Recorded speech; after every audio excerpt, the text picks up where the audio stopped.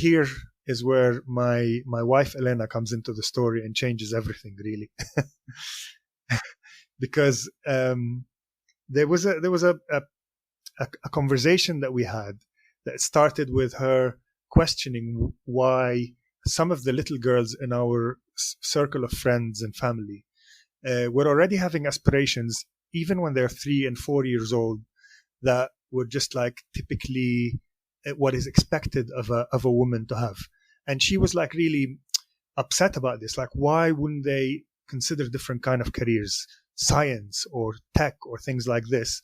And obviously she realized that the answer was that they didn't have any role models within their circle of family and friends that would be like someone that they could look up to and aspire and say, oh, this is my aunt who does this, or my mom who does that, and I could do it as well.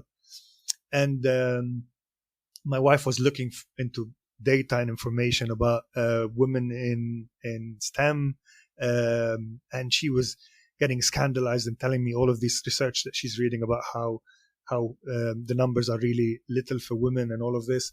And in tech, then she discovered that was even worse. And so we had like, I remember it very vividly. Like, we had like 2 weeks of these very strong, big conversations. We'd be walking down in the park and just talking about it. And one day she turned around and said, well, it's not enough for me to just talk about it. I need to do something about it. I want to become one of those models, you know. That's the solution to the problem. And one day she was like, I'm going to study biology. I'm going to become a biologist. The next day she's like, I'm going to be a physicist, I think. And then one day she disappeared into a hole. She was reading things, and then she came back really excited, and she's like, I know, I want to become a programmer. And I was like, okay, if anybody's going to do this, it's going to be you. Go for it, you know.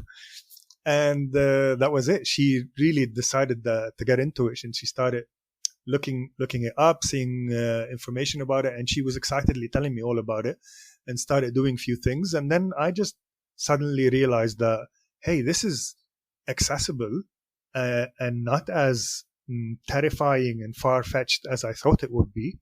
And I started dabbling with it with Elena as well. And then I realized that it's really exciting and interesting. And at some point in this process, we decided, hey, let's do this seriously. And that's basically how programming entered into my life.